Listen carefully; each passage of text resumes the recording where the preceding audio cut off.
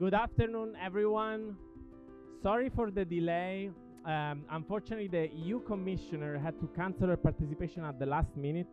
She sends her regrets, but you probably have been to many of these high-level weeks, and the unforeseen circumstances are around the corner, so we will not have the opportunity of her keynote. We hope we'll be able to engage her at our next convening, perhaps at the COP Pavilion in November. So apologies for the change in the program.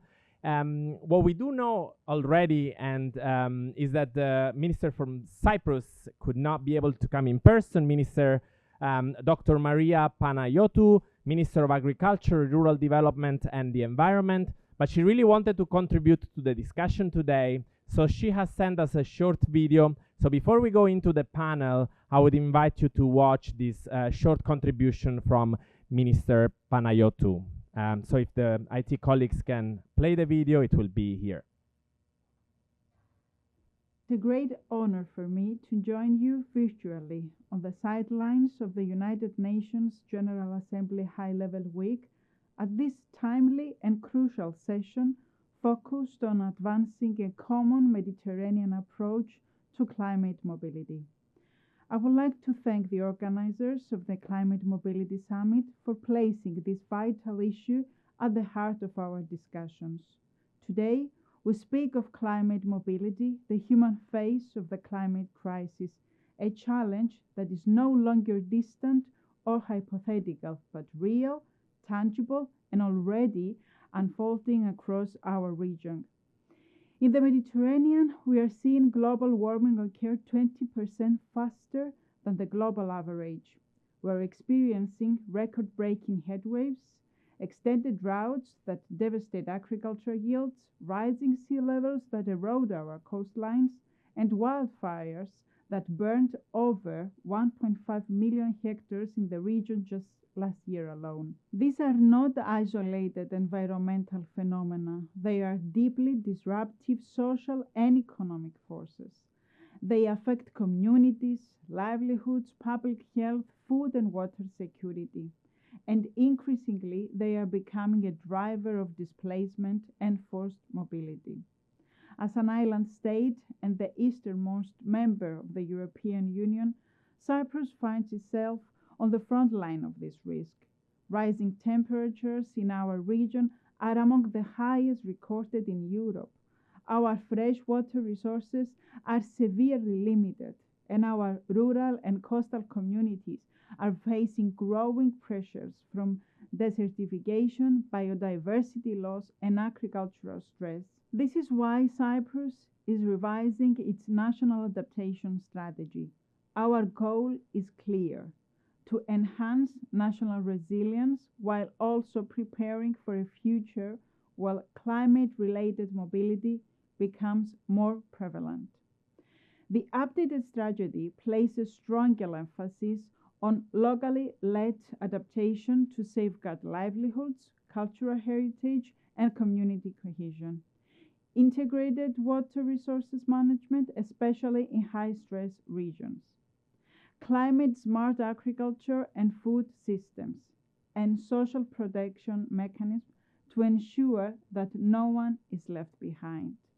But adaptation must also recognize that mobility, when safe, planned, and dignified, is not a failure of policy, but part of a holistic climate resilience strategy. We must ensure that individuals and communities impacted by the climate crisis retain their rights, their dignity, and their access to sustainable solutions, whether they stay, move temporarily, or are forced to relocate.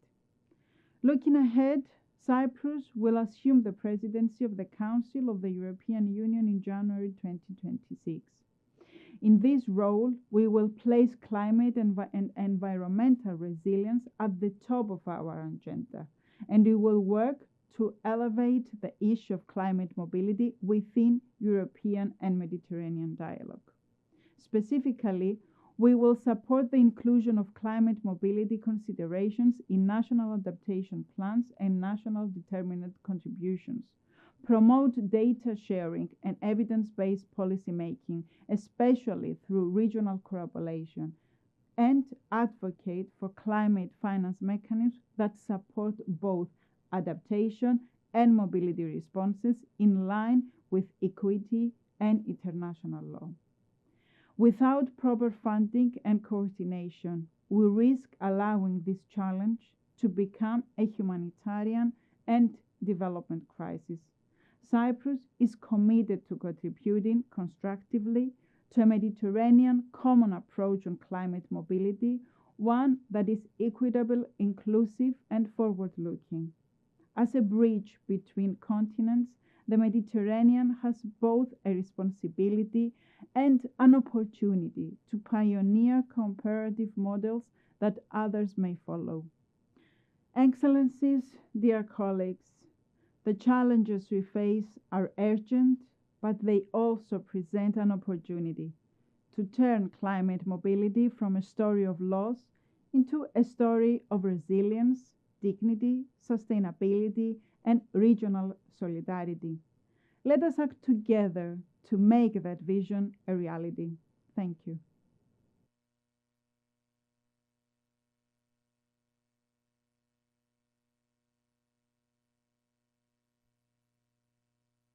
Take a seat and I will introduce you in a second.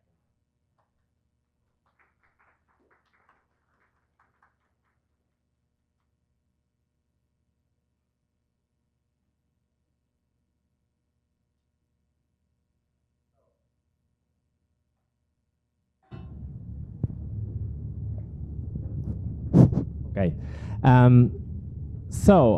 Today we have a very distinguished panel and a very important conversation for us. We have recently, as you may have heard, the Global Center for Climate Mobility has worked in Africa, in the Greater Caribbean, in the Pacific, and we're more recently looking at the Mediterranean as an area where there is a lot of interest in studying dynamics around climate mobility. And when we were putting together the panel today, we thought there would be three key angles that we wanted to from which we wanted to tackle this conversation. One is, of course, the research and data. And Hervé Nicole and Samuel Hall, that organization that he co-leads, is definitely at the forefront of knowledge in this space. So we will hear from him about the situation in the Mediterranean, what do we know, what do we not know. We also thought the narrative in the Mediterranean is very often a narrative of crisis, especially when talking about mobility. There's always, thoughts about the tragedies in the Mediterranean. That's the first association. But we also know that there are lots of positive stories. Migrants are also entrepreneurs that sometimes don't take jobs, they create jobs. And nobody could speak better than Valentina Primo, CEO of Startup Without Borders, of those stories that are often unheard.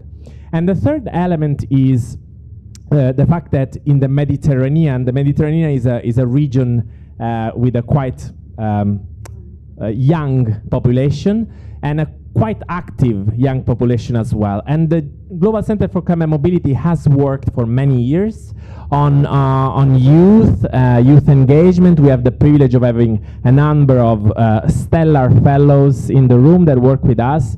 And Salma has been coordinating this work, and she's also Egyptian and Egyptian national, and so nobody better than her could speak about how will youth engagement on climate mobility look like in the Mediterranean.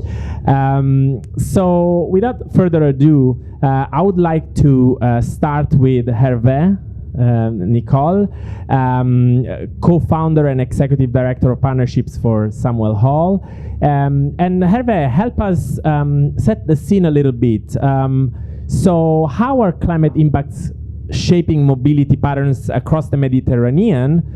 And maybe what are some of what do we know, but what do we not know, which is perhaps as important in this space? So we will start with you. Thank you. Thank you, Andrea. Thank you. Sorry. Yeah, thank you, Andrea. Thank you for the kind invitation today, and thank you again for the other two panelists. And thank you for the absent panelists, because my assumption is that we have a bit more time, right? So a quick presentation before I try to answer this question, but we will answer this question collectively. So when my daughter was asked, what is your father's job? Because it's a recurring question at the beginning of the year, I said, just say migration researcher. So what does it mean? What does it mean? And that I will tell you why I insist on that in a second. I was a philosophy teacher by training. And in 2008, for different reasons, I was in Afghanistan for 2 weeks. I stayed there for 7 years. In Afghanistan, I realized that mobility was the key to all political issues. If you want to understand the country, you have to understand that 76% according to figures from 2006, ICRC, of the people in Afghanistan, of the households in Afghanistan, have gone through a displacement phase. So it's of course a key. So I created Samuel Hall, and that was probably the biggest mistake in my life, because it sounds like a corporate law firm, an investment banker. For the French in this room, or maybe for people who like French music, there are some, beyond Edith Piaf. Samuel Hall is a song from Alain Bashung, and it's a tribute to Johnny Cash. Johnny Cash, we all know Johnny Cash. My name is Sam Hall, I hate you one and all. So that's what the lyrics say. But so beyond this terrible name, I've spent 15, 17 years now working on displacement.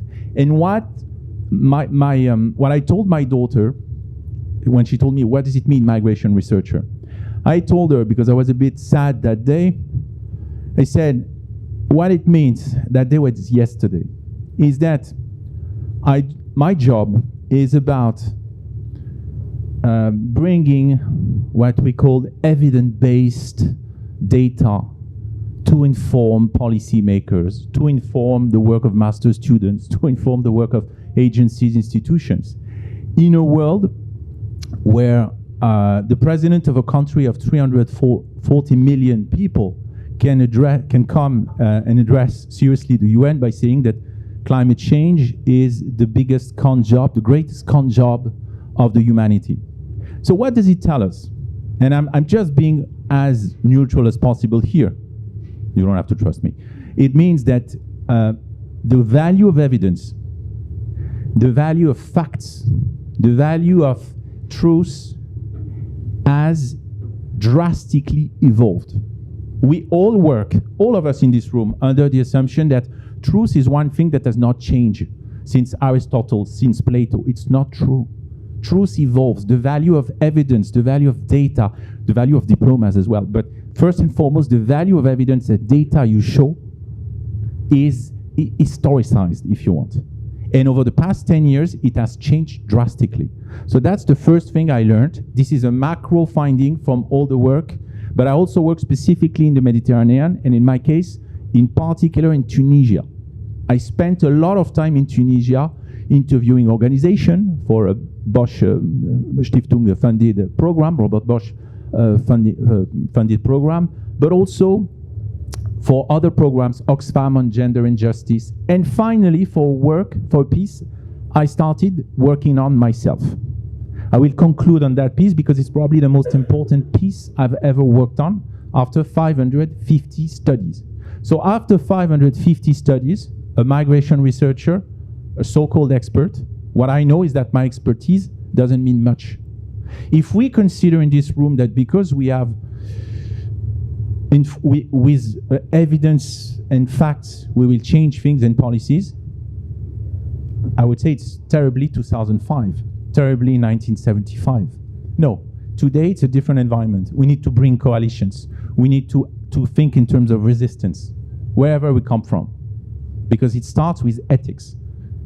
And researchers, more than ever, is a political job. That's my definition. That's the first thing. The second thing, I just need another 45 minutes. The second thing, and now we delve a bit into the Mediterranean itself. And I'm glad that actually we don't have our special guest, because I want to talk about migration governance. Migration governance, which is terribly, well, you find it everywhere, but it's very EU-driven. You have it in Africa, you have it everywhere. Migration governance, or better migration management, or migration management, it's something that we should, if we don't question this type of wording, like, for instance, human capital, like good practices, if we don't start by questioning this type of wording as institutions, UN, NGOs, journalists, as researchers, then we're part of the problem. And this is something I realized when, for instance, I noted that in UNICEF report, the word education was progressively cancelled and replaced by human capital. This is something you should note. Likewise, the responsibility of states around the Mediterranean has been replaced by this kind of, to quote Adam Smith, this kind of invisible hand of the market, migration governance. Who is doing what? It's a way to actually dissolve, the responsibility of states, the political responsibility of states behind this kind of magic moment when things would happen. What does it mean, migration governance? Human beings are not human beings anymore. They're just dead in the Mediterranean. They're just labor individuals included in labor mobility schemes for nurses, for doctors. In 23% of Moroccan doctors who graduate in Morocco go to France. So it's about brain drain, it's about people who die at sea but no one cares. So this is what we call migration governance. It's a question of, instead of political responsibility, we will consider things as problems, solution. A very marketed approach, a very managerial approach, which has progressively eroded responsibilities. And I think the Mediterranean and the responsibility of the EU is huge. If you consider that we gave 1 billion to Tunisia, the responsibility, the situation of the Mediterranean from this point of view is a fantastical case study for that. The third point, and I will be briefer on these last 2 points because I'm conscious of time. The third point is precisely about the study I mentioned and the people who died at sea. Through GCCM, I worked on a study in the Caribbean with Sarah, who is not here with us. And the findings of, some of the findings, when I went through the focus group discussions, I was reading them, and we do focus group discussions in the original language. So people were talking about phantasmas. What to talk about phantasmas? So ghosts, and then zombies. So indigenous communities who basically had lost their land because of sea level rise had to leave their community of origin, the place that they belong, the place that where the sun meant something to them, where the sea, where the trees, where every single stone meant something to them. So they moved to another place, and they considered themselves as zombies. And I was surprised to hear the same words when I interviewed mothers of young Tunisians, boys and girls, men and women, not only men, who died at sea. They never said they died at sea, because I kept saying they died at sea, they died at sea. No, my son is not dead. 10 years ago. So I was trying to be pragmatic, and maybe I was brutal, but say, he's dead. No, he disappeared. It reminded me of La Plaza de Mayo in Argentina. They fought, those women, the Las Madres de la Plaza de Mayo. They didn't fight for the dead. They fought for the people who had disappeared. And I think it's very important to see, and I don't have explanations, so I have questions for all of you, because it's questions about the role of women, and it's very gendered in the sense, is their role in the societies we live in. Their role is very political, and that's how I experienced it as well in Egypt, in the Oxfam study we did on gender and climate. That's how I experienced it in Morocco as well.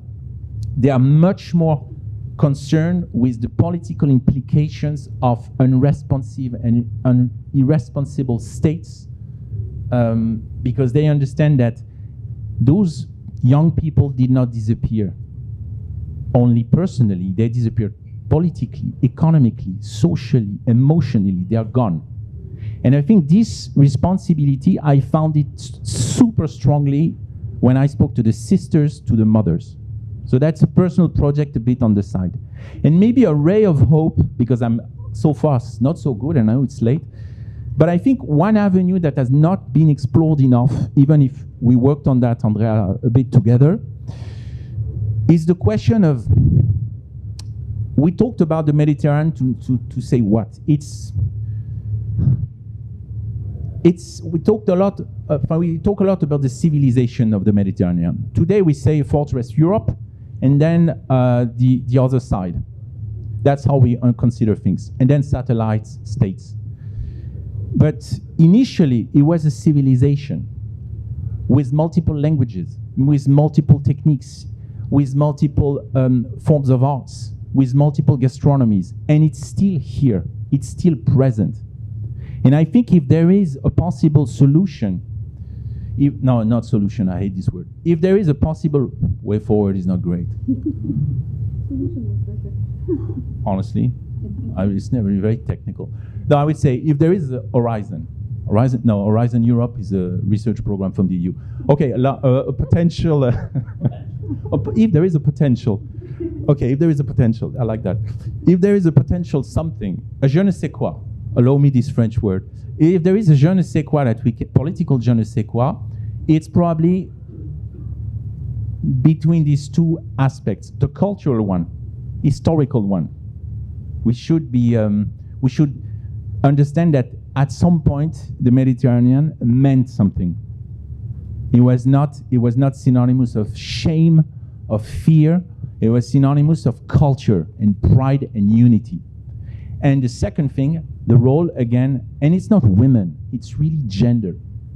And the political impact of resistance coalition that I saw in the people I spoke to. Thank you very much. Thank you. Thank you. Lots to reflect on. I'm going to think further about the fact that truth evolves. That's a very deep reflection. Talking about challenging framings, we're happy to have Valentina with us today. And Valentina, we discussed this a little bit before we were speaking. When we talk about climate mobility in the Mediterranean, there are two associations that people tend to make. The first one is, of course, desperate people crossing the Mediterranean, tragedy. And we tend to think about this in humanitarian terms. We need to save lives, and others think that if you save lives, you're creating bad incentives, and we're not going to go there. But let's say that's one framing through which we think about climate mobility. A second framing is a framing of, which is about mobility more generally, of Italy needs construction workers, Spain needs somebody that picks up some fruit, whatever. And so people think about mobility pathways. So it's a very economic way of thinking about this.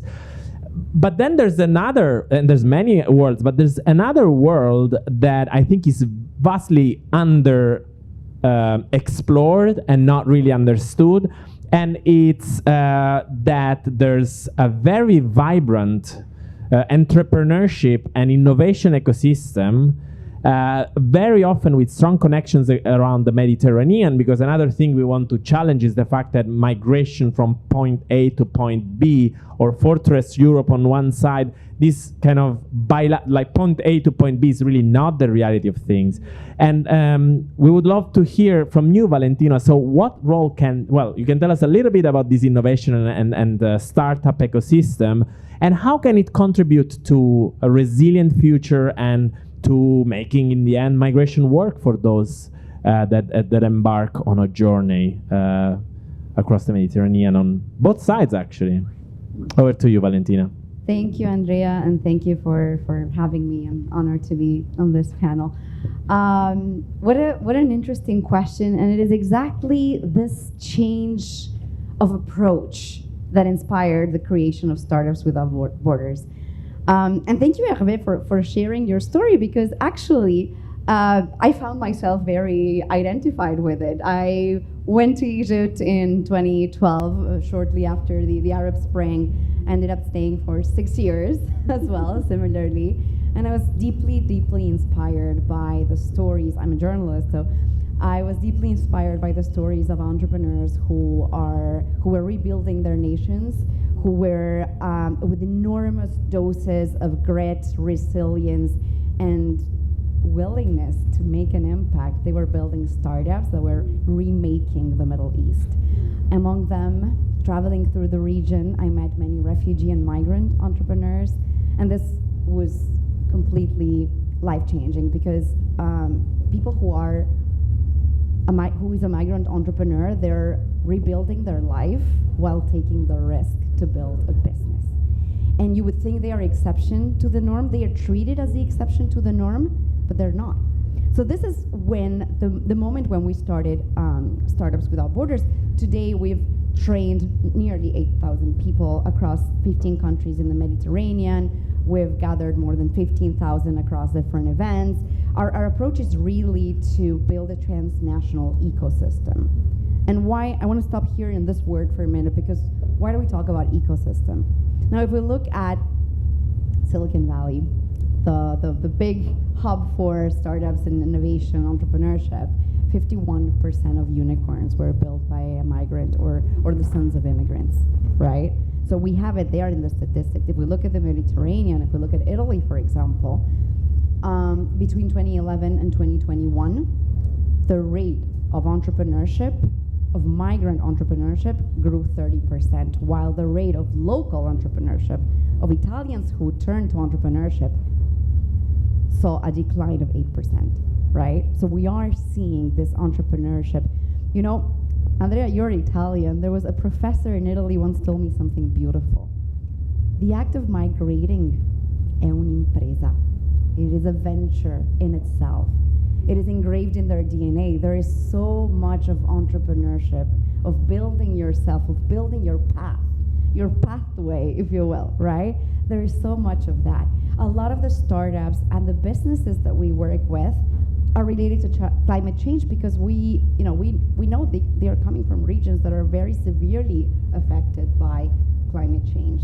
They are affected by the lack of irrigation and water, so we're seeing a lot of agri-tech startups, we're seeing a lot of ed-tech startups, educational startups, on both sides of the Mediterranean, all sides of the Mediterranean, right? Across 15 countries, we are seeing the enormous talent and the enormous potential.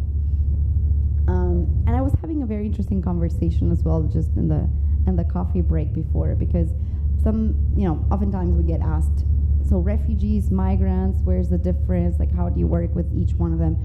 We partner with, for example, UN organizations on both IOM, UNHCR. We partner with corporates. We bring different actors involved, academia as well, in building this ecosystem.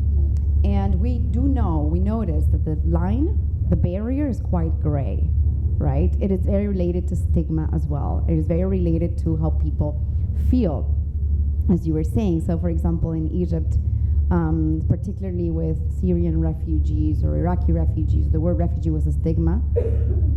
And whereas in Europe, for example, migrant carries a bigger stigma than refugee. So there are so many people that do not register as refugees because they don't want to. There are others who want to but can't because of different political reasons. So the line is very gray. That's why we say without borders, and that's why we also work with local entrepreneurs, which is very, very important. We don't believe in training them separately. We do believe in building an ecosystem that is inclusive and that is conducive to innovation and to bringing minds together. A third element, and I'll stop after this, but is the fact that, I love this quote, if we're all thinking the same, nobody's thinking, right? Bringing different mindsets, different ideas, different backgrounds can create nothing but innovation because it is different approaches to solving problems. So through the work that we do, we want to provide a platform for entrepreneurs to showcase their talent, their innovations, to tell a different story, to change the narrative through their stories, right? And aside from narratives, I strongly believe that what we do need to change is the approach, which goes back to what you said earlier at the beginning, right? It is not about them seeing them as job seekers, but as job creators, right? Not as a challenge or a burden, but to see them as innovators, as the carriers of new ideas, of new markets that they can open up. And we frequently also forget that they are a market as well, right? Thank you. And the last piece of the conceptual puzzle that we're trying to build today is we want to reflect on youth. Especially in the Mediterranean, this is, we need to think about it. And one of the things I love, going on a personal level about working for the Global Center for Climate Mobility, is that I think we're never really thinking about youth as tomorrow, but we're always trying to talk about youth as of today. Especially in climate change, there is always this, how can I say, inherent assumption in some of the discussions that because this is the next generation of leaders, then we should involve them. But we really need youth to be the leaders of today. So Salma, it would be wonderful to hear from you. The Global Center for Climate Mobility, and you've been coordinating this work, has worked in a couple of regions with youth.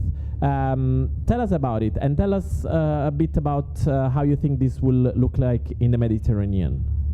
Thank you, Salma, over to you. Yes, thank you very much, Andrea. And I think I will start from what you just said, actually, because before I joined GCCM, I have been heavily involved in different positions related to project management and program development. And I remember that whenever I was suggesting to the head of programs, for instance, or anyone is responsible for the different projects in the office, that we need to include youth, and we don't need to deal with them as a separate group, that they should have their own project or their own initiative. We need to put them and make them cross-cutting within the different activities we were doing. They were saying that this is like, actually, this is for the future, the next generation. This is not the time for now. But truth is, as Hervé said, it's changing, because when I joined GCCM, actually, when I started working with them, youth were at the heart of everything and all the activities. So I remember in 2022 at COP27, there were different initiatives. Actually, the main one, the launching there, was for the Africa Climate Mobility Initiative. So a lot of things were going, and a lot of us were going around this and around the knowledge products GCCM are discussing, but youth were also there. And I remember we started by 7 delegates. We called them back then Climate Mobility Youth Delegates, and it was just an idea. We will just try, we will bring them in, we will give them the opportunity to speak in panels, to be there in the pavilion. We started by 7 delegates. Like last year we had, when we launched actually the call for the next Climate Mobility Youth Delegates, we had received, I think, almost 10,000 applications, and we had to select 40 out of them. So actually that's maybe the number gives you an idea about like the energy actually, and the big population out there who wants to express their opinions, to amplify their voices, who wants to tell their stories about the communities and share also the solutions and the adaptation journeys they are doing. But then we started with the youth delegates, and it didn't stop there, because at the Climate Mobility Pavilion we try to embody and we are trying to put youth in each and everything, and in the different activities, in the different panels or whatever we are doing at the pavilion. So we have a dedicated session actually for them. We call it Youth Lead the Way. So in this panel we have only young people speaking with a keynote speaker.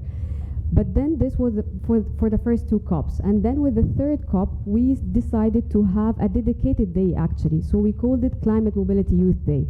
And I think Andrea was there, and my colleagues actually in the room can tell, it was a huge success, because we were sending to different governments telling them that we are launching this initiative. We want to have this global platform for youth colleagues, and we want them to have a dedicated actually day in our programming in the agenda, and we got supported by 53 countries. So it was co-hosted by 53 countries, different panels all over the day, and it was a huge success. Whenever we are knocking the door and asking the youth to do something, we are impressed actually by the results. Like it's more than whatever we are thinking about. But it even didn't stop there, because we want to see the momentum. We all know that during COP, it's energetic, it's very vibrant environment, everyone is there, and it's nice. But when we go back home, everything stops for a while, or maybe we don't know what is the next step. So we wanted to keep the momentum. We established what we called regional youth forums. So we have Africa Regional Youth Forum, we have also Rising Nations for the Pacific Atoll countries, and we have also Great Caribbean and Latin America Youth Forum. In these forums, there are ongoing discussions, they are doing webinars. We give them just the space, actually, to do whatever they want, and we support by the coordination. And I remember also upon discussion with them, they said we want something further than just going to COP and just maybe expressing our stories. We want to build our capacities because we are the agents of change in our communities now. We are leading our own initiatives. We are part of the community and the momentum of what's happening now. And I remember that this resonates perfectly with the launching of the Climate Mobility Academy. And I'm looking to Andrea, he's the brain behind the academy. And the academy has 3 pillars. We have the sandbox and we have the Climate Mobility Literacy Campaign, but we have also Climate Mobility Fellowship. So when I had the discussion with Andrea and I was sharing with him the different ideas that youth are suggesting, we came up with the idea of having the fellowship. So now we have 12 amazing fellows from different regions, from Africa, Great Caribbean, Latin America, and also from the Pacific. And we have 6 people in the room here. They are amazing, nice people. They are not just, yes, I'm looking at them. And they will be working, not just like attending different events, not just have the chance to be in convenings, talk about like what they want to do and reflecting their communities. They are going to work on their own climate mobility impact projects. They are already contributing heavily to the climate mobility literacy campaign that we have. It's a different set of knowledge products, and they are actually working with us within the different initiatives.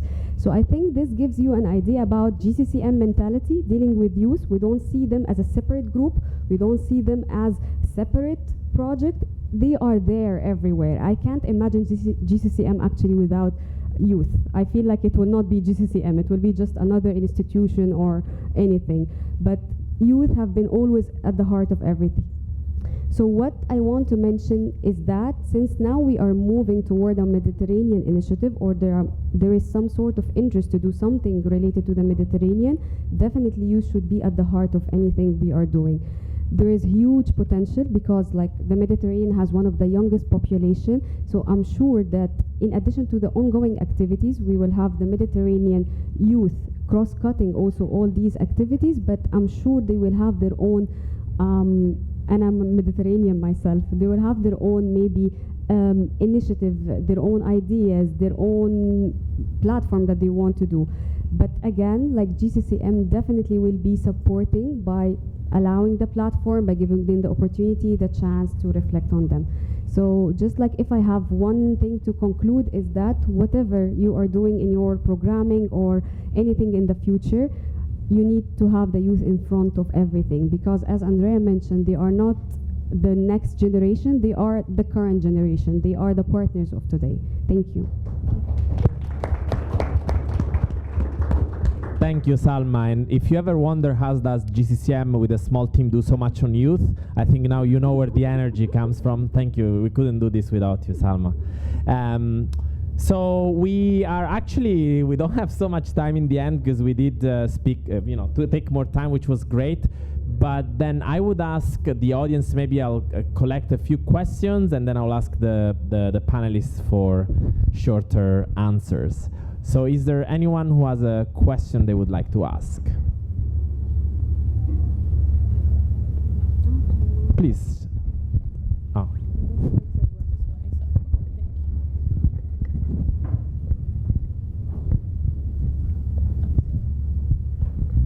Hi, I'm Bashir with the AFSC.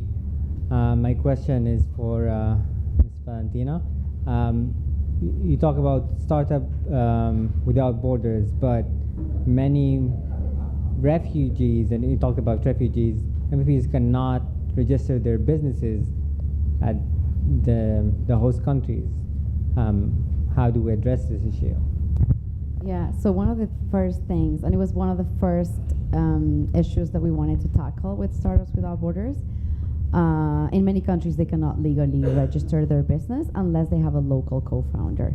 So we focused early on. Initially, I was ambitious to be techie as well, and we thought of creating a platform that would be like a matchmaker for co-founders. But then we decided to do it in real life, and this is why events are such an important focus for us. We see that the most successful startups are founded by refugees with locals. We do not force it, and we cannot force it, and I don't think that should be forced because it can lead to exploitation, and this is something we're very careful with. But we try to encourage and leverage on those connections. So for example, in Italy, we developed a whole program called Diversity Innovation Days, and there were youth was invited across all nationalities. So we had Italians, we had second generation migrants, we had refugees, and it was a hackathon. So for an entire weekend, startup weekend style, they had to build, starting with a problem, build a solution, and then turning it into a startup. We had, cash awards by the end of the program, and there were a lot of groups that were formed, a lot of teams that were formed. Many of them are still today. Some of them had raised investment so far.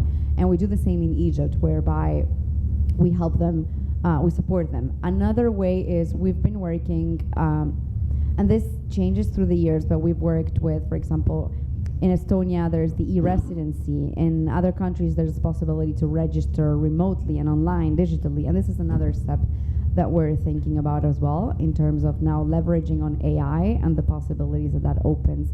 Having an AI agent that can direct an entrepreneur through which avenues they can take to register their business.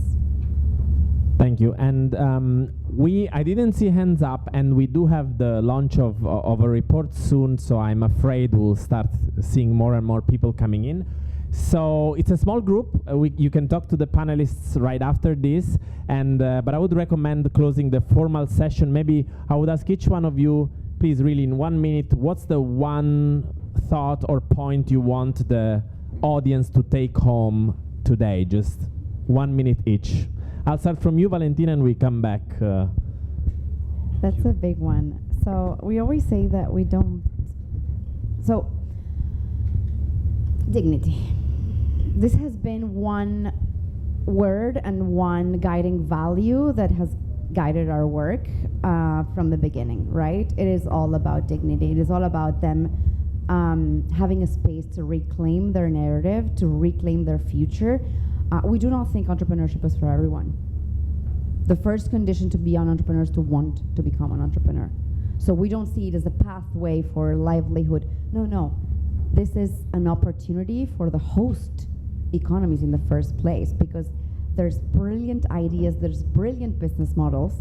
And I'll finish with one last thing. You know who's the bigger donor today, the biggest donor today? Diasporas. So when we think about entrepreneurship driven by global development funding, diasporas are the biggest donor today. And that only goes to show the potential that is also economic, because diasporas are yesterday's migrants. I'll end here. I'm going a bit too long. Thank you so much.